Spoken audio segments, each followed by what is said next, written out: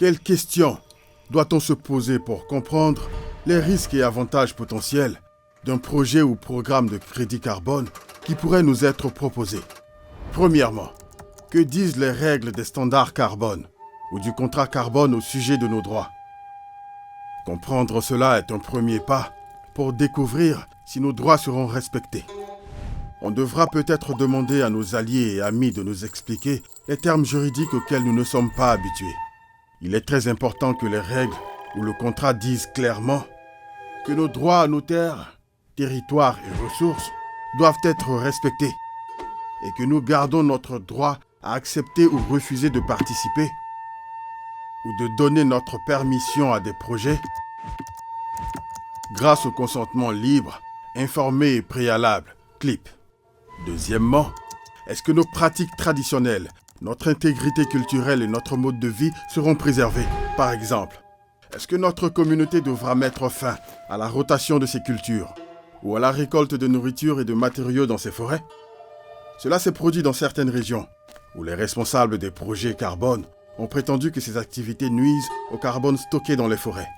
En pratique, le respect de nos droits en tant que peuples autochtones ne peut être réalisé que si nous sommes en mesure de garder notre mode de vie, de jouir de nos cultures et de vivre librement sur nos terres et territoires avec dignité et respect.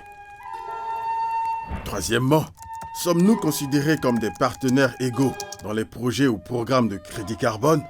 Les peuples autochtones ont le droit à l'autodétermination.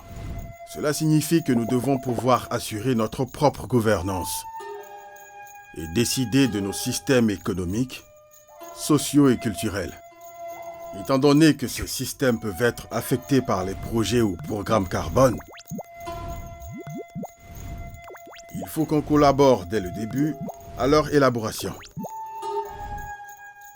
Quatrièmement, les projets ou programmes de crédit carbone proposés, et plus largement le marché du carbone, respectent-ils nos lois coutumières et systèmes de croyance?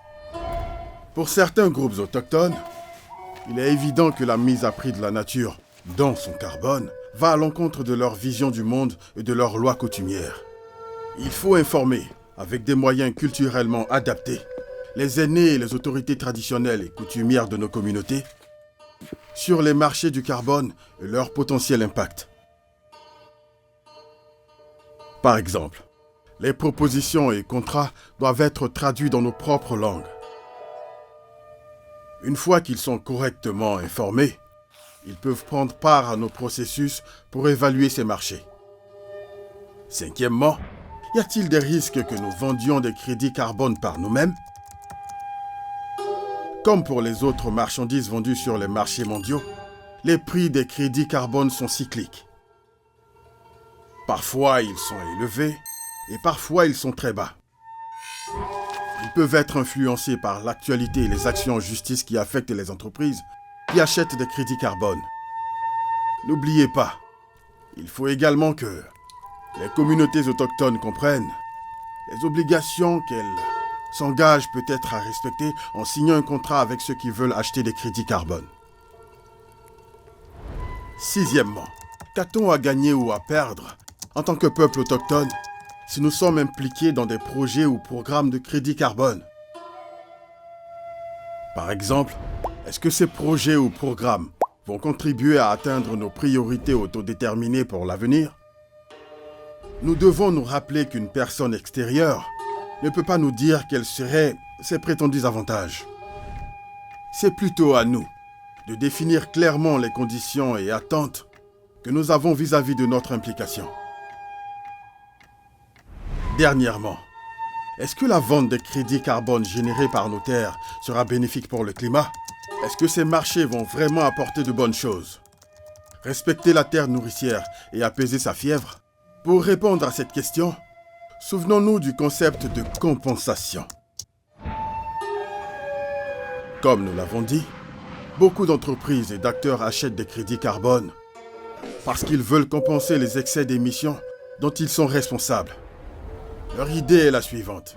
Si je te paie pour ne pas émettre, alors je peux émettre à ta place. Et la quantité de CO2 libérée dans l'atmosphère est la même. Les scientifiques disent que cela ne marche pas comme ça. Par exemple, lorsqu'une initiative de compensation doit planter ou protéger des forêts, quand les énergies fossiles sont brûlées et libérées dans l'atmosphère, elles émettent le carbone sous forme de CO2 qui serait autrement resté stocké pendant des millions d'années sous terre. Les arbres, qui absorbent le CO2 rejeté par la combustion des énergies fossiles, ne peuvent pas contrebalancer toutes ces émissions parce qu'ils ne stockeront pas le carbone pendant des millions d'années. Quand un arbre meurt, le carbone qu'il contient retourne dans l'atmosphère. Si le monde veut vraiment empêcher le carbone d'aller dans l'atmosphère, il faut commencer par ne pas déterrer les énergies fossiles. Sachant cela, nous aimerions connaître les acheteurs de ces crédits carbone et savoir s'ils les utiliseront pour compenser le fait qu'ils continuent de brûler des énergies fossiles. En plus du problème de la compensation, les marchés du carbone ont d'autres impacts négatifs sur le climat avec lequel nous pourrions vouloir nous familiariser pour approfondir ce que nous savons de ces marchés. Merci d'avoir partagé tout cela avec nous. Je ne comprends pas encore tout sur les marchés du carbone, mais je saisis déjà mieux le lien entre ces marchés et nos terres, nos vies et nos droits. Je sais au moins quelles questions poser si quelqu'un vient ici pour nous parler des crédits et marchés du carbone.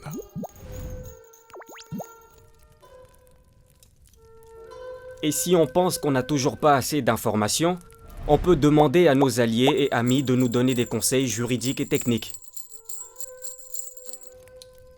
Pour moi, une autre chose est claire.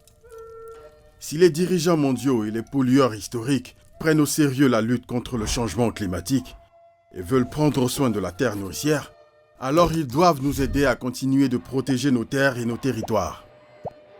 Cela signifie aussi qu'il faut soutenir et protéger nos communautés autochtones en première ligne, qui se font menacer ou tuer parce qu'elles défendent leurs droits, leurs terres et leur environnement.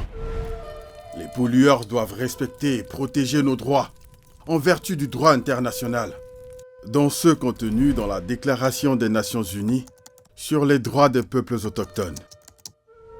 En parallèle, ils doivent réduire leurs propres émissions. Ils ne peuvent pas nous laisser faire tout le travail.